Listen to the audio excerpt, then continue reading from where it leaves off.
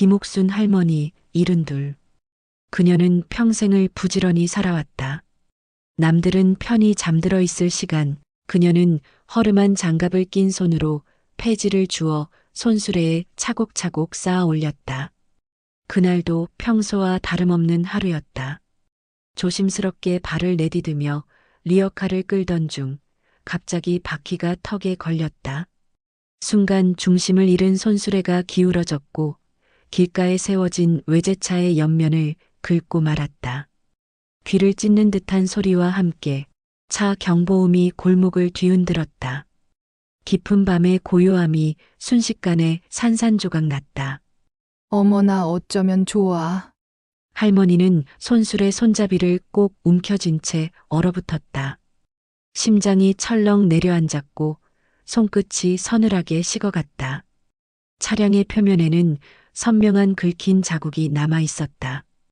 경보음은 계속 울려 퍼졌다. 어두운 골목이 점점 소란스러워지고 있었다. 그때 어둠 속에서 불이 켜진 고급 외제차의 문이 벌컥 열렸다. 뭐야? 누군가가 황급히 차에서 내렸다. 비싼 정장을 차려입고 단정한 머리를 한 남자는 차량의 옆면을 살펴보더니 금세 얼굴이 붉어졌다. 아니, 할머니 이거 어떡하실 거예요? 그의 분노 섞인 외침이 골목을 가득 메웠다. 김옥순 할머니는 움찔하며 손수레를 꼭 붙잡았다. 몸이 본능적으로 뒤로 움츠러들었다. 운전기사는 다급하게 차를 이리저리 살피더니 손가락으로 긁힌 자국을 가리키며 할머니를 노려봤다.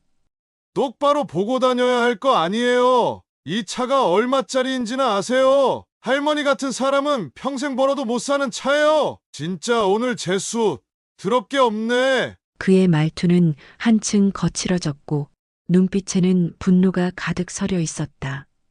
할머니는 허둥지둥 손을 모으며 머리를 숙였다. 정말 죄송합니다. 제가 일부러 그런 게 아니라 손수레가 갑자기 그러나 운전기사는 할머니의 말을 들을 생각조차 없다는 듯 차갑게 내뱉었다. 죄송하다고요? 그걸로 끝날 문제 같아요. 이거 어떡하실 거예요? 당장 수리비 내놓으세요. 할머니의 얼굴이 새하얗게 질렸다. 죄송합니다. 제가 어떻게든 할머니의 손끝이 떨렸다. 심장은 터질 듯 뛰었고 머릿속이 새하얗게 변했다. 운전기사는 거들먹거리며 두 팔을 크게 벌렸다. 어떻게든. 그럼 어떻게 할 건데요? 거기 있는 폐지라도 팔아서 주실 건가요? 할머니, 그 폐지 백날 팔아봐야 이 차 수리비 못 줍니다. 할머니 인생 이제 끝난 거예요. 할머니는 입술을 달싹였지만 아무 말도 할 수 없었다. 이제야 잠에서 깨어난 듯 골목의 불빛이 하나둘 켜지고 있었다. 멀리서 몇몇 사람들이 창문 너머로 상황을 지켜보고 있었다. 그러나 누구 하나 나서지 않았다. 그저 할머니 혼자서 작아진 채 그 자리에 서 있을 뿐이었다. 할머니는 허둥지둥 낡은 외투 주머니를 뒤적였다. 손이 떨려 동전 몇 개가 바닥에 떨어졌지만 그것을 주울 겨를도 없었다. 겨우 손가락으로 동전을 끌어모아 두 손에 쥐고 운전기사 앞에 내밀었다.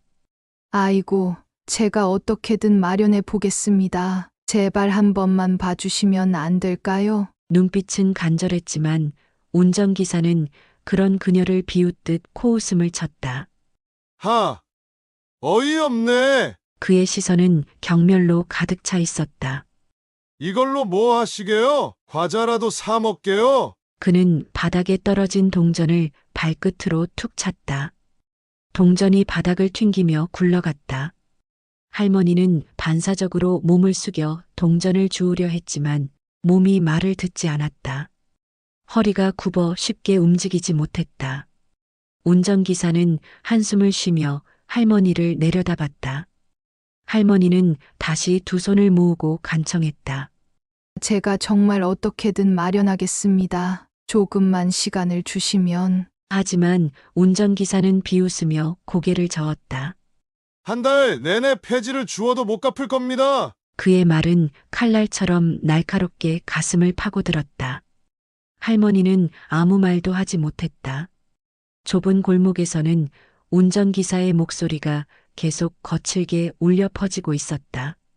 그 순간 헐레벌떡 뛰어오는 한 남자의 모습이 보였다. 어머니! 그의 숨은 가빴다. 다급하게 뛰어온 탓에 셔츠는 땀에 젖어 있었고 이마에는 땀방울이 송골송골 맺혀 있었다. 그는 곧장 할머니 곁으로 다가가 주변을 빠르게 살폈다. 긁힌 차, 땅에 나뒹구는 손수레, 그리고 싸늘한 시선으로 할머니를 내려다보는 운전기사. 상황을 단번에 파악한 그는 깊이 허리를 숙였다. 죄송합니다. 어머니가 실수하신 것 같습니다. 그의 목소리는 침착했지만 떨림이 묻어 있었다. 제가 수리비를 책임지겠습니다. 운전기사는 비웃듯 한쪽 입꼬리를 올렸다. 책임지겠다고? 그는 팔짱을 끼고 남자를 위아래로 훑어봤다. 이 차가 얼마짜린지는 알고 하는 소립니까? 남자는 이를 악물었지만 감정을 억누르며 고개를 숙였다. 어머니께서 실수하신 건 맞습니다. 하지만 저희가 어떻게든 해결하겠습니다. 운전기사는 어이없다는 듯 피식 웃었다. 보아하니 할머니 아들인 것 같은데 당신이랑 할머니랑 1년을 잠 한숨 안 자고 이래도 이 차 수리비 못 내 알아? 남자는 주먹을 꼭 쥐었지만 끝까지 정중한 태도를 유지했다. 죄송합니다. 시간을 조금만 주시면. 운전기사는 한숨을 쉬며 고개를 절레절레 흔들었다. 아, 진짜 답답하네. 시간을 준다고 돈이 뚝 떨어지는 것도 아니고 당신들 돈으로 이 차 수리 못 한다니까? 할머니가 아들의 팔을 붙잡았다. 그녀의 얼굴에는 죄책감과 불안이 가득했다. 하지만 아들은 그 손을 살며시 감싸쥐었다. 어머니, 걱정 마세요. 제가 해결할게요. 운전기사는 다시 코웃음을 쳤다. 아, 정말 시간 낭비네. 경찰 부릅시다. 경찰이요. 죄송합니다. 제가 책임지고 수리비를 지불하겠습니다. 운전기사는 여전히 팔짱을 낀 채 비아냥거리는 표정을 지었다. 책임진다고요? 뭘로 갚을 건데요? 보험은 있기나 해요? 그의 말투에는 조롱이 묻어 있었다. 하지만 아들은 전혀 동요하지 않았다. 그는 한 번 깊게 숨을 들이마신 후 운전기사의 시선을 똑바로 마주했다. 보험 문제는 제가 따로 해결할 테니 지금처럼 불필요하게 저와 어머니를 무시하는 행동은 삼가주세요. 그 순간 운전기사의 표정이 미세하게 일그러졌다. 예상치 못한 반응에 순간 움찔했지만 곧 다시 입꼬리를 올리며 비웃었다. 무시라뇨? 저는 그냥 사실을 말하는 겁니다. 저 차가 얼마짜린지 아세요? 아들은 여전히 흔들림 없는 눈빛으로 말했다. 저는 제 책임을 다해서 수리비를 지불할 겁니다. 하지만 그 전에 사람을 겉모습으로 평가하는 당신의 태도부터 고쳐야 하지 않을까요? 운전기사의 입술이 달싹였지만 쉽게 말을 잇지 못했다. 아들은 여유롭게 말을 이어갔다. 그리고 법적으로도 손수레에 의한 경미한 접촉 사고라면 보험사에서 협의를 거쳐 조정할 수 있습니다. 저도 법을 잘 아는 건 아니지만 기본적인 절차는 알고 있죠. 보험사와 상의하고 해결하면 될 일입니다. 제가 감당할 책임이라면 충분히 감당할 테니 이제 불필요한 감정적인 언행은 자제해 주시죠. 계속 그렇게 나오시면 저도 참지 않겠습니다. 운전기사는 또다시 움찔했다. 이 상황이 자신의 예상과는 전혀 다르게 흘러가고 있었다.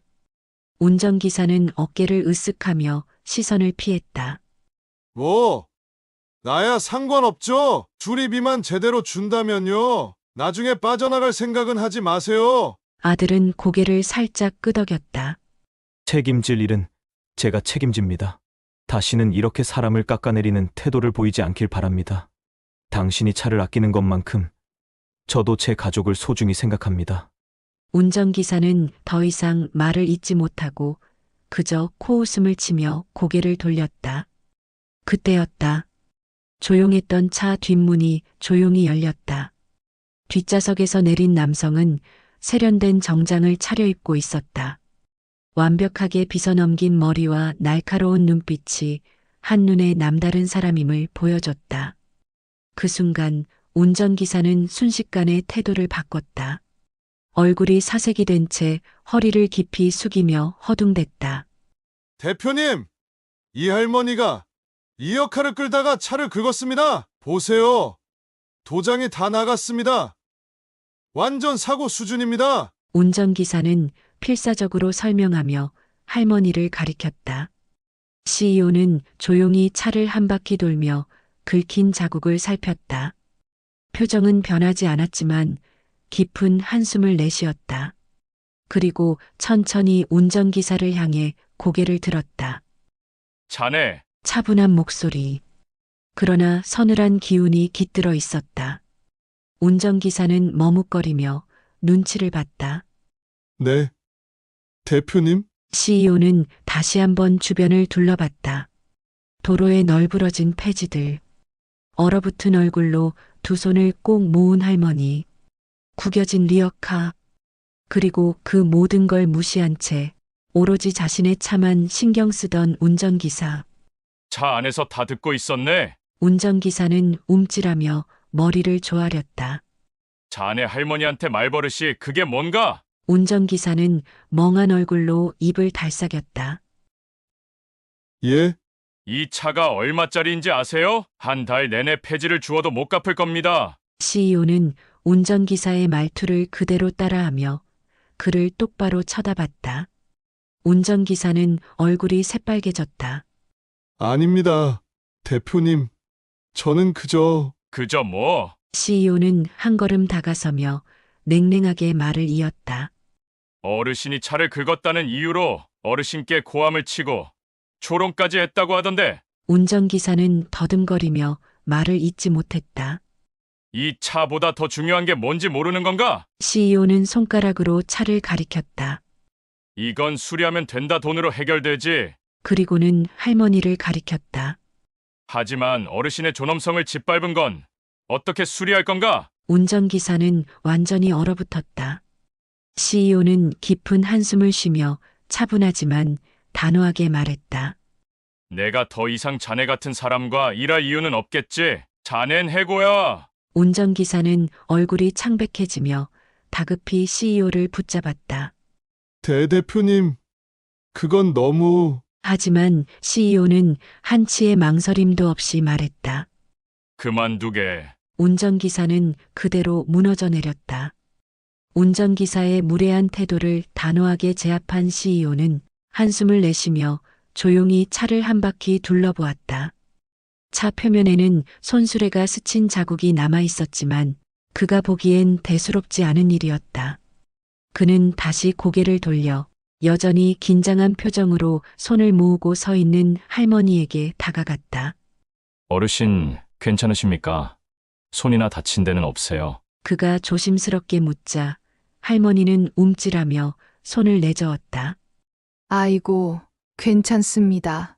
괜찮아요. 제가 조심했어야 했는데 이런 폐를 끼쳐서 어쩌죠? 할머니의 목소리는 떨리고 있었다. 죄책감과 두려움이 뒤섞여 있었다. 하지만 CEO는 부드러운 미소를 지으며 고개를 저었다. 어르신, 죄송해하실 일 아닙니다. 사고는 누구에게나 일어날 수 있는 일이죠. 그는 눈을 가늘게 뜨고 운전기사를 다시 흘깃 쳐다보았다. 누군가가 실수했을 때 그 사람을 몰아세우는 태도가 더 큰 문제입니다. 운전기사는 숨을 삼키며 고개를 떨궜다. CEO는 다시 할머니를 바라보며 부드럽게 말했다.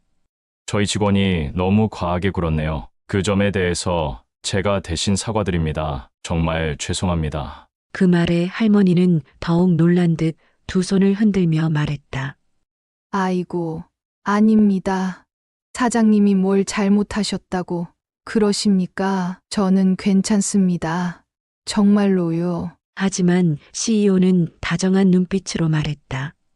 어르신, 누구든 실수는 합니다. 그런데 저는 실수보다 중요한 게 있다고 생각합니다. 그 실수를 어떻게 대하는가입니다. 저는 제 직원이 이렇게까지 무례한 태도를 보이는 걸 용납할 수 없습니다. 그리고 CEO는 의미심장한 미소를 지으며 아들을 바라보았다. 당황하셨을 텐데 논리적으로 잘 대처하시네요. 아들은 순간 당황한 듯 눈을 깜빡였지만 곧 미소를 지었다. 아닙니다. 저는 그저 상황을 해결하려고 했을 뿐입니다. CEO는 고개를 끄덕이며 다시 한번 칭찬을 덧붙였다. 보통 이런 상황에서는 감정적으로 대응하기 쉬운데 차분하게 이성을 유지하면서도 강단 있게 대응하는 모습이 인상적이었습니다. 그는 아들을 유심히 바라보며 물었다. 혹시 무슨 일을 하십니까? 아들은 잠시 뜸을 들이다가 솔직하게 답했다. 건설회사에서 일했습니다. 하지만 최근 구조조정으로 인해 퇴사했고 지금은 잠시 쉬고 있는 중입니다. 그의 말에 CEO는 의미심장한 표정을 지었다. 그래서 지금 새로운 일을 찾고 계신 건가요? 네, 맞습니다. CEO는 결심한 듯 고개를 끄덕이며 입을 열었다.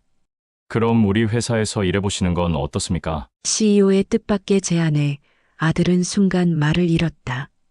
방금 무슨 말을 들은 거지? 잘못 들은 건 아닐까? 그는 멍한 얼굴로 CEO를 바라보다가 어색하게 웃으며 되물었다. 회사에서요? 제가요? CEO는 가볍게 웃으며 고개를 끄덕였다. 네, 아까 대처하시는 걸 보고 확신이 들었습니다. 위기 상황에서도 감정적으로 휘둘리지 않고 법적인 문제를 논리적으로 해결하시는 능력이 탁월하시더군요. 우리 회사에서도 그런 사람이 필요합니다. 아들은 잠시 망설였다. 갑작스러운 제안에 당황스러웠다. 그러나 CEO의 표정은 진지했다. 단순한 동정이 아니라 실력과 태도를 보고 내린 결정이라는 게 느껴졌다. 혹시 어떤 일을 맡게 되는 건가요? CEO는 부드럽게 미소를 지으며 말했다. 우리 회사에서 법무 및 안전관리 업무를 맡아주셨으면 합니다. 건설업 경험도 있으시다고 했죠. 우리 회사에도 법무 리스크를 관리할 수 있는 사람이 필요하거든요. 아들은 놀란 듯 CEO를 바라보았다. 자신이 과거 해오던 일과도 맞아떨어지는 자리였다. 그때 CEO는 다시 할머니를 바라보며 따뜻한 미소를 지었다. 그리고 어르신께도 하나 여쭙고 싶은 게 있습니다. 할머니는 깜짝 놀라며 고개를 들었다. 저요? 네, 어르신도. 혹시 저희 회사에서 일해보시는 건 어떠세요? 할머니는 당황한 듯 두 손을 꼭 모으며 머뭇거렸다. 그녀가 대답하기도 전에 CEO는 부드러운 목소리로 설명을 이어갔다. 저희 빌딩 청소부를 찾고 있었는데 어르신처럼 부지런하고 성실한 분이 계시면 참 좋을 것 같아서요. 지금 하시는 일도 물론 좋은 일이지만 저희 회사에서 일하시면 더 안전하고 편하게 일하실 수 있을 겁니다. 할머니의 눈이 커졌다. 누군가 자신을 필요로 한다는 것이 실감나지 않았다. 아이고, 제가 그런 큰 회사에서 무슨 일을 한다고? CEO는 고개를 저으며 단호하게 말했다. 어르신께서 평생 부지런히 살아오신 게 보입니다. 그런 성실함이야말로 저희 회사가 가장 원하는 덕목입니다. 할머니는 순간 울컥했다. 아들도 당황한 듯 어머니를 바라보았다. 이 모든 일이 너무 갑작스러웠다. 그러나 CEO의 표정은 한결같았다. 단순한 동정이 아니라 진심으로 두 사람을 인정하는 눈빛이었다. 그는 마지막으로 덧붙였다. 어르신과 아드님 두 분 모두 충분히 존경받고 대우받아야 할 분들입니다. 저희 회사에서 함께 해주시면 정말 감사하겠습니다. 그 말에 할머니는 떨리는 손을 모으고 아들은 깊이 생각에 잠겼다. 아들은 잠시 CEO의 제안을 곱씹었다. 어머니가 평생 고생하며 살아온 모습이 떠올랐다. 새벽마다 어두운 골목을 나서는 어머니의 뒷모습, 한겨울에도 낡은 장갑 하나 끼고 폐지를 줍던 모습, 그러면서도 늘 내가 뭐라도 해야지 라며 웃던 어머니. 그 모습이 얼마나 안타까웠는지, 얼마나 가슴이 아팠는지 아들은 천천히 숨을 들이마신 뒤 어머니를 바라보며 조심스레 입을 열었다. 어머니 저랑 같은 곳에서 일해요. 할머니는 아들의 말을 듣고 당황한 듯 손을 저었다. 아이고, 내가 거기 가서 뭘 안다고. 난 그냥 내 알이라는 게 편해. 아들은 살짝 웃으며 고개를 저었다. 어머니가 폐지를 줍는다고 하실 때마다 저는 속으로 얼마나 가슴이 아팠는지 몰라요. 어머니는 내가 뭐라도 해야지라고 하셨지만 저는 그 새벽마다 나가시는 모습이 너무 안쓰러웠어요. 할머니는 아들의 진심 어린 말에 말없이 손을 꼭 모았다. 아들은 한 걸음 다가서며 다정한 목소리로 말했다. 이제는 저랑 함께 일해요. 저도 이제 어머니 곁에서 어머니가 덜 힘들게 일하실 수 있도록 돕고 싶어요. CEO는 그 모습을 바라보며 따뜻한 미소를 지었다.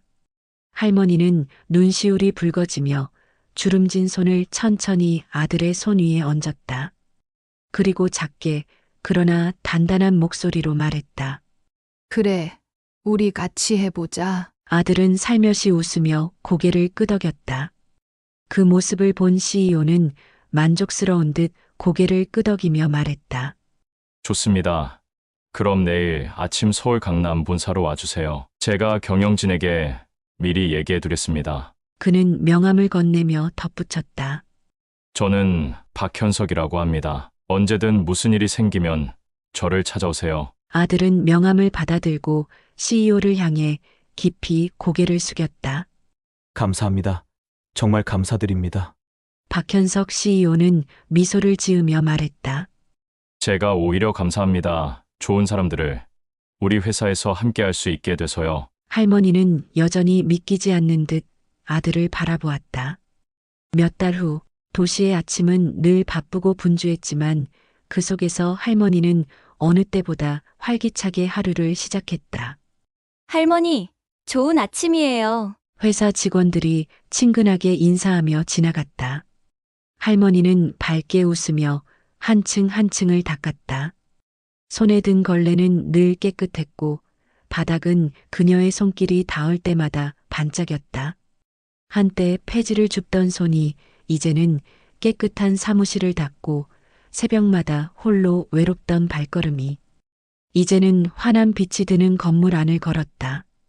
이제는 어떤 날은 추워서 너무 힘들었다, 어떤 날은 허리가 너무 아팠다, 이런 생각 없이 건강한 하루를 보내고 있었다. 어느새 동료들이 그녀에게 음료를 건네며 말을 걸었다. 어머니, 오늘도 덕분에 사무실이 깨끗해요. 아드님도 요즘 엄청 열심히 하시던데요? 할머니는 환하게 웃으며 대답했다. 우리 아들이 어디 가서든 열심히 하는 애지요. 한편 아들은 사무실에서 바쁜 하루를 보내고 있었다.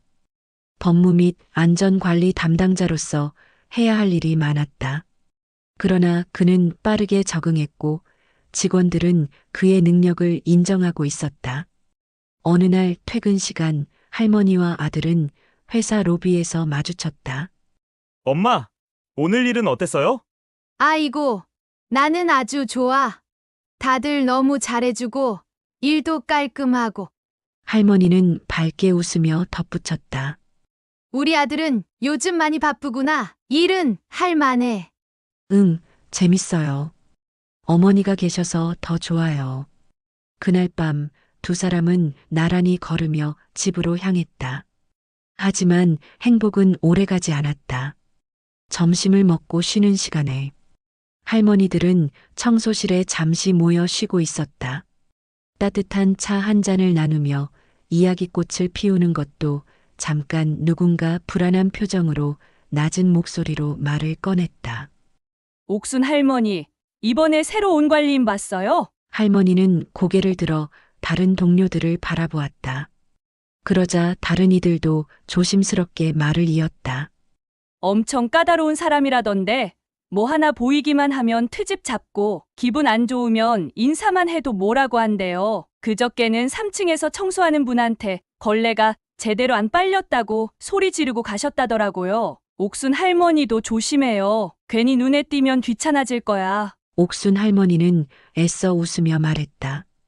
에이, 뭐 열심히만 하면 될 일이지. 그때 한 할머니가 깊은 한숨을 내쉬었다. 아침에 보니까 인사했는데도 표정이 안 좋더라. 무슨 일만 나면 우리한테 화풀이 할지도 몰라. 그날 늦은 오후 옥순 할머니는 8층 복도를 마무리하고 다음 층으로 내려가기 전 잠시 허리를 폈다. 오늘따라 허리가 뻐근했다. 손에 든 걸레를 힘없이 내려놓으며 복도 끝 창문을 바라봤다. 햇살이 창가에 부서지고 있었다. 그때였다. 어르신, 낯선 목소리가 뒤에서 날카롭게 튀어나왔다. 할머니는 놀라 움찔하며 뒤를 돌아봤다. 이번에 새로 온 관리인이었다. 깔끔한 정장을 입고 팔짱을 낀 채 서 있었다. 눈썹을 찌푸리며 어이없다는 듯이 웃었다.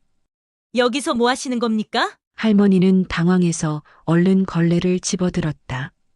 아, 내 청소 끝내고 내려가려던 참이에요. 청소 시간에 이렇게 쉬어도 되는 겁니까? 관리인은 비꼬듯 말했다. 직원들은 다 바쁘게 일하는데 청소부가 한가롭게 복도에 서 있는 모습 보기 좋아요, 아주. 그 말에 할머니는 당황해서 어깨를 잔뜩 움츠렸다. 아이고, 그냥 잠깐 서 있던 건데. 아, 그러셨구나. 잠깐 쉬고 계셨군요. 강 관리인은 일부러 과장되게 고개를 끄덕이며 씩 웃었다. 하지만 눈빛은 차가웠다. 근데요, 어르신, 이 건물에서 잠깐이라도 멈춰 설 수 있는 사람은 여기 직장인분들 뿐입니다. 청소부 할머니들은 계속 청소하셔야죠? 그 말에 할머니는 얼른 걸레를 꼭 쥐고 고개를 숙였다. 아이고, 죄송합니다. 어서 청소하겠습니다. 네, 그럼요, 어서 하세요. 할머니는 조용히 복도를 빠져나갔다. 다음 날 오전 업무를 끝내고 할머니는 쉬는 시간에 맞춰 청소부 휴게실에 들어갔다. 의자에 앉아 숨을 돌리고 있는데 문이 벌컥 열렸다. 여기서 뭐 하시는 겁니까? 관리인의 차가운 목소리. 할머니는 화들짝 놀라며 자리에서 벌떡 일어났다. 아이고, 깜짝이야. 관리인은 팔짱을 낀 채 휴게실을 훑어보며 코웃음을 쳤다. 다들 놀고 있네요. 할머니는 당황해서 손을 모았다. 아니, 아까 청소 다 마쳤고. 청소 다 마쳤다고요. 그럼 왜 6층 복도가 그렇게 더러운 건데요? 할머니는 당황해 눈을 깜빡였다. 네, 가만 보니 일은 대충 하고 휴게실에서 쉬는 시간이 더 긴 것 같네요. 할머니는 억울했지만 변명조차 하지 못했다. 그러나 관리인은 계속 몰아붙였다. 제가 봤을 때는 여기 앉아 계실 시간이 없을 것 같은데요. 얼른 나가서 청소 다시 하세요. 할머니는 얼른 일어나 허리를 숙였다. 아이고, 알겠습니다. 그리고요, 어르신, 할머니가 문을 나서려는 순간 관리인은 비아냥거리는 목소리로 덧붙였다. 나이 드셨다고 특별 대우 받을 생각은 마세요. 그 순간 할머니의 손이 가늘게 떨렸다. 그러나 아무 말도 하지 못한 채 조용히 걸레를 집어들었다. 그렇게 시간이 흘러 점심시간이 됐다. 따뜻한 국 냄새가 식당 안에 퍼지고 있었다. 한쪽 구석 옥순 할머니와 몇몇 청소부 할머니들이 식판을 들고 자리에 앉았다. 매일 일하며 허리 한번 못 펴는 고된 하루 속에서 식사 시간이 그나마 잠깐의 휴식이었다. 그때 익숙한 목소리가 울려 퍼졌다. 어르신들, 여기서 뭐 하시는 겁니까? 식당이 순간 조용해졌다. 관리인이 인상을 쓰며 걸어왔다. 할머니들은 어리둥절한 표정으로 서로를 바라보았다. 그러자 옆에 있던 청소부 할머니 중 한 분이 조심스럽게 말했다. 관리인님, 지금 점심시간이라. 여기서요? 관리인은 비웃듯 코웃음을 쳤다. 그리고 팔짱을 낀 채 식탁을 툭툭 두드리며 말했다. 여긴 직원들이 밥 먹는 공간이에요. 어르신들은 직원이 아니시잖아요? 순간 식탁에 있던 할머니들의 손이 살짝 떨렸다. 아니, 저희도 여기서 먹으라고 해서 원래 이렇게. 원래 그랬다고요. 그럼 지금부터는 새로운 규정을 알려드릴게요. 관리인은 느긋하게 식판 위를 툭툭 두드리며 말을 이었다. 청소부분들은 여기서 식사하시면 안 됩니다. 그냥 나가서 드세요. 아니면 밖에서 드시든가. 할머니들은 얼어붙었다. 이 많은 사람들 앞에서 공공연하게 자신들이 직원이 아니라는 이유로 쫓겨나는 기분이었다. 그때였다. 자네 지금 뭘 하고 있는 거지? 굳건한 목소리. 낮지만 힘있는 울림이 식당 안을 가로질렀다. 모든 시선이 한 곳으로 쏠렸다. 박현석 대표였다. 관리인의 얼굴이 순간 창백해졌다. 그녀는 당황한 듯 급히 허리를 숙이며 목소리를 깔았다. 아, 대표님, 제가 지금 그냥. 박현석 대표는 그녀를 향해 매섭게 눈을 좁혔다. 지금 어르신들께 무슨 얘기를 한 거지? 관리인은 얼어붙었다. 마치 발이 땅에 묶인 것처럼 움직이지 못했다. 박현석 대표는 강단 있는 목소리로 말을 이었다. 지금 내가 본 게 맞다면 우리 직원들에게 식사를 못하게 하려는 것 같은데 그의 시선이 날카롭게 관리인을 찌르고 있었다. 관리인은 마른 침을 삼켰다. 아니. 대표님, 직원이라고 하시지만 이분들은 뭐 우리 건물을 깨끗하게 관리해 주시는 우리 회사의 중요한 직원들이잖아요? 그런데요, 그 순간 식당 안에 있던 모든 사람들이 숨을 죽였다. 할머니들의 눈가가 붉어졌다. 그런데 자네는 지금 뭘 하고 있는 거지? 직원을 존중하는 게 기본 아닌가? 우리가 어떤 회사인지, 어떻게 운영되는지 몰라? 이 회사의 가장 중요한 가치가 사람이라는 걸 자네는 이해하지 못했나? 그런데 어르신들께 자네가 하는 행동은 뭐지? 자네는 그 누구도 그렇게 무시할 권리가 없어. 관리인의 얼굴이 점점 하얘졌다. 당장 어르신들께 사과해. 관리인은 당황했다. 대표님. 그게 제가 사과할 일이 아니고 그냥 규정을. 박현석 대표의 눈빛이 더욱 차가워졌다. 사과 안 할 건가? 그 한마디에 관리인은 머뭇거리다 결국 고개를 숙였다. 죄송합니다. 그는 할머니들을 향해 억지로 말하며 고개를 들지 못했다. 제가 너무 예민했어요. 앞으로는 신경 쓰겠습니다. 그러나 아무도 그녀의 사과를 진심으로 받아들이지 않았다. 그녀의 태도는 여전히 찜찜했다. 박현석 대표는 그의 태도를 한동안 바라보더니 고개를 천천히 저었다. 이런 사람을 직원으로 두고 있을 이유가 없군. 관리인의 얼굴이 순간 하얘졌다. 대표님. 그건 너무. 회사의 가치는 종이에 적어두기 위한 게 아니라 우리가 행동으로 증명해야 하는 겁니다. 내일부터 나오지 않아도 돼. 관리인은 충격을 받은 듯 굳어버렸다. 주변을 둘러보았지만 아무도 그녀를 감싸주지 않았다. 결국 그녀는 아무 말 없이 뒤돌아섰다. 그 순간 할머니들은 서로를 바라보았다. 누구도 말하지 않았지만 그들의 눈빛 속에는 감정이 넘쳐 흘렀다. 억울함, 감동, 그리고 오랜만에 느껴보는 존중. 여러분, 식사 편히 하세요. 박현석 대표는 잠시 뒤 돌아서며 따뜻한 미소를 지었다. 그리고 더는 아무 말도 하지 않았다. 마치 당연한 일을 했을 뿐이라는 듯이. 그가 떠난 후 식당 안에 남아있던 할머니들은 서로를 바라보며 울컥한 표정을 지었다. 몇 시간 후 청소부 휴게실. 할머니들은 조용히 앉아 있었다. 식당에서 있었던 일이 아직도 실감나지 않는 듯했다. 옥순 씨, 이거 꿈 아니지? 한 할머니가 나지막이 속삭이듯 말했다. 다른 할머니도 깊은 한숨을 내쉬었다. 이렇게 우리 편을 들어준 사람이 있긴 있었나? 그때였다. 똑똑. 휴게실 문이 조용히 열렸다. 누구보다도 반듯한 정장 차림. 늦은 시간에도 흐트러짐 없는 태도. 그러나 그 눈빛만큼은 따뜻하게 빛났다. 박현석 대표가 직접 휴게실에 찾아온 것이다. 할머니들은 놀라 얼른 자리에서 일어나려 했다. 그러나 손을 들어 만류했다. 괜찮습니다. 앉아 계세요. 그의 목소리는 낮고 부드러웠다. 오늘 많이 놀라셨죠? 박현석 대표는 한숨을 내쉬며 미안한 표정을 지었다. 회사를 운영하는 입장에서 이런 일이 없도록 해야 했는데 정말 죄송합니다. 할머니들은 순간 당황했다.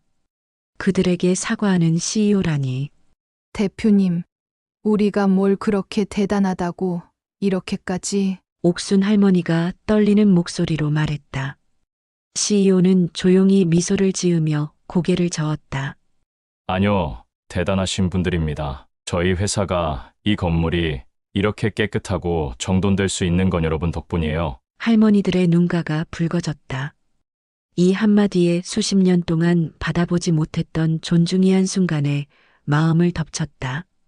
그리고 그때 옥순 할머니가 조심스럽게 입을 열었다. 대표님, 저는 정말 궁금합니다. 그녀는 눈을 피하며 말을 골랐다. 제가 대표님 차를 긁었던 그날도 그렇고 오늘 식당에서도 그렇고 왜 저희를 이렇게까지 도와주시는 건가요? 박현석 대표는 한동안 아무 말 없이 그녀를 바라보았다. 그리고 천천히 마음 깊은 곳에서 묻어나오는 듯한 목소리로 입을 열었다. 그 이야기는 그의 목소리는 살짝 떨려 있었다. 어릴 적 저희 어머니 이야기부터 해야겠네요. 저희 집은 어릴 적부터 아주 많이 가난했습니다. 아버지는 제가 태어난 후 돌아가셨고 어머니 혼자서 저를 키우셨죠. 집이라고 부를 만한 곳은 없었습니다. 단칸방보다도 작은 창문 하나 없는 방이 전부였어요. 비가 오면 천장에서 물이 샜고 겨울이면 바람이 들어와서 방 안에서도 손이 시려웠습니다.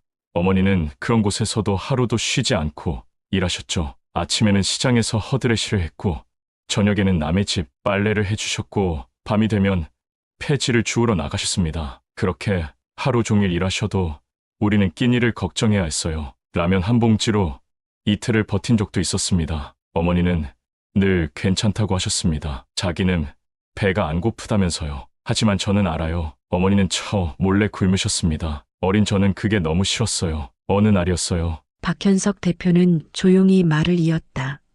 겨울이었죠. 바람이 차갑게 불어 얼굴이 얼얼할 정도였어요. 그날따라 잠이 오질 않더군요. 어머니가 늘 새벽마다 나가신다는 걸 알고 있었지만 그날은 이상하게도 마음이 불안했어요. 그래서 저는 몰래 슬리퍼를 끌고 집을 나섰어요. 어머니를 찾기 위해 골목을 따라 뛰었어요. 가로등 불빛은 희미했고 거리는 고요했지만 저는 익숙한 리어카 소리를 들을 수 있었어요. 그리고 곧 그 익숙한 리어카가 멈춰선 곳에서 어머니가 누군가에게 꾸지람을 듣고 있는 걸 보게 됐어요. 그 남자는 화가 나 있었어요. 목소리는 차갑고 날카로웠죠. 이게 무슨 짓이에요? 앞 좀 보고 다니세요. 저는 얼어붙었어요. 어머니는 작은 몸을 잔뜩 웅크린 채연신 죄송하다고 하고 계셨죠. 손을 모으고 고개를 숙이고 불안하게 눈치를 보면서요. 죄송합니다. 정말 죄송합니다.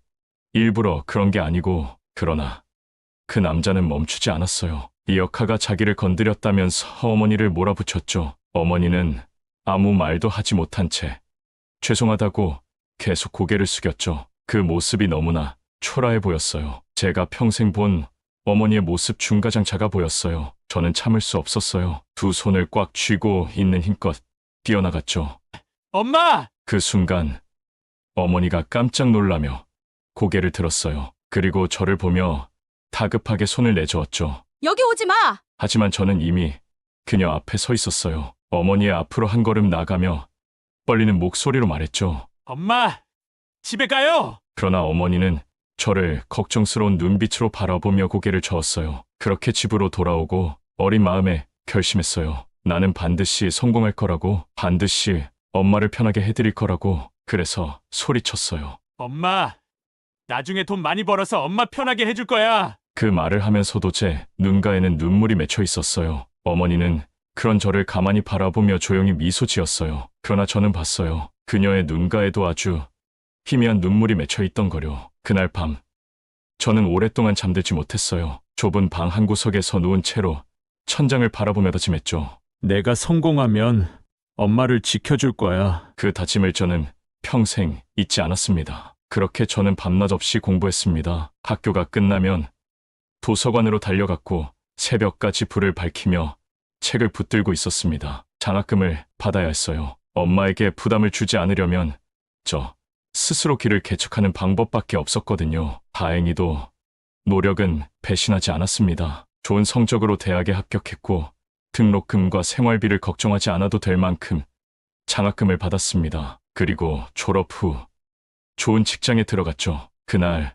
저는 엄마에게 전화를 걸었습니다. 엄마, 이제 힘든 일 안 하셔도 돼요. 이제부터는 제가 벌어서 엄마를 책임질게요. 소화기 너머로 들려온 엄마의 웃음소리는 여전히 따뜻했어요. 엄마는 늘 그렇듯 조용히 말씀하셨습니다. 우리 아들, 벌써 그렇게 컸어? 어쩜 어릴 때 내가 하던 말을 아직도 기억하네. 이제 저는 엄마와 함께 행복한 시간을 보낼 날만 기다리고 있었습니다. 그러나 그 기회는 너무나도 짧고 잔인하게 다가왔습니다. 엄마는 평생을 고생하며 살아오셨습니다. 배가 고파도 만 안 먹어도 된다며 저에게 먼저 밥을 떠먹여 주셨고 아파도 병원에 가지 않고 버티셨습니다. 그렇게 평생을 참고 또 참으며 저를 키워주셨던 엄마의 몸은 이미 한계에 다다라 있었습니다. 어느 날 엄마가 갑자기 쓰러졌다는 연락을 받았습니다. 심장이 얼어붙는 기분이었어요. 모든 걸 제쳐두고 병원으로 달려갔습니다. 병실 문을 열었을 때 엄마는 평소보다 훨씬 초췌한 모습으로 침대에 누워 계셨습니다. 그제야 깨달았습니다. 엄마는 오래전부터 아팠다는 것을 하지만 저에게 걱정을 끼치지 않으려고 끝까지 내색하지 않으셨다는 것을. 엄마의 손을 잡았을 때 그 손은 차가웠습니다. 거칠고 너무나도 메말라 있었습니다. 엄마, 이제 일 안 해도 돼요. 앞으로는 내가 엄마 지켜줄게요. 이제 그만 힘든 건 내려놓고 편히 쉬어요. 그 말을 하는데 목이 메어 제대로 말이 나오지 않았습니다. 나는 이제야 엄마에게 보답할 수 있게 되었는데 그런데 왜? 엄마는 조용히 웃으셨습니다. 그 미소는 평생 보아온 것처럼 따뜻했지만 왠지 모르게 가슴이 무너지는 기분이 들었습니다. 그리고 엄마가 마지막으로 제게 남긴 말이었습니다. 우리 아들 지금까지 나를 잘 돌봐줘서 고마워. 그 말이 제 심장을 도려내듯 아팠습니다. 앞으로도 나처럼 힘들게 사는 사람들을 만나면 꼭 위로해주고 진심으로 대해줘. 나도 삶이 너무 힘들었지만 우리 아들 덕분에 이렇게 살아갈 수 있었어. 엄마의 눈가에 희미하게 눈물이 맺혔습니다. 그러나 끝까지 환하게 웃고 계셨습니다. 저는 차마 눈물을 닦아드릴 수 없었습니다. 그저 손을 꼭 잡고 아무 말도 하지 못한 채 엄마를 바라보기만 했습니다. 그리고 엄마는 제 손을 꼭 잡은 채 조용히 눈을 감으셨습니다. 그 순간 제 세상은 무너지는 것 같았습니다. 아무리 불러도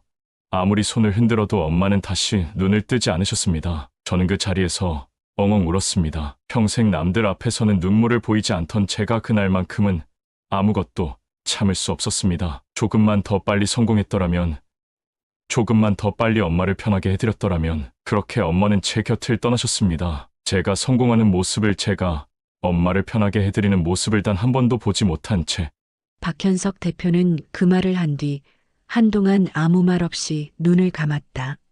숨을 고르는 듯 깊은 한숨을 들이마셨다. 그리고 천천히 눈을 뜨며 그가 입을 열었다. 그래서 그렇게 고생하시는 할머니들을 보면 어머니가 생각납니다. 그의 시선이 주름진 손을 가진 할머니들을 차례로 스쳐 지나갔다. 그 눈빛에는 애틋함과 안타까움이 섞여 있었다. 옥순 할머니가 제 차를 긁었던 그날도 저는 그 순간 어머니를 떠올렸습니다. 그는 잠시 말을 멈추고 깊이 숨을 들이마셨다. 그리고는 조용히 먼 곳을 바라보았다. 아드님께서 뛰어와서 죄송하다고 말씀하시는 모습도 마치 제 어린 시절 같았습니다. 그의 입술이 살짝 떨렸다. 할머니들은 눈을 깜빡이며 박현석 대표를 바라봤다. 그의 말은 단순한 동정이 아니었다. 그저 연민으로 하는 이야기가 아니었다. 그는 진심이었다. 그는 아주 오랜 시간 동안 이 말을 하고 싶었을지도 모른다. 이렇게 어머니와 같은 분들 앞에서 그는 다시 한번 주위를 둘러보며 한마디 한마디 정성을 담아 말했다. 여기 계시는 모든 분들은 저의 어머니 같은 분들이에요. 그의 목소리가 살짝 떨렸지만 확고했다.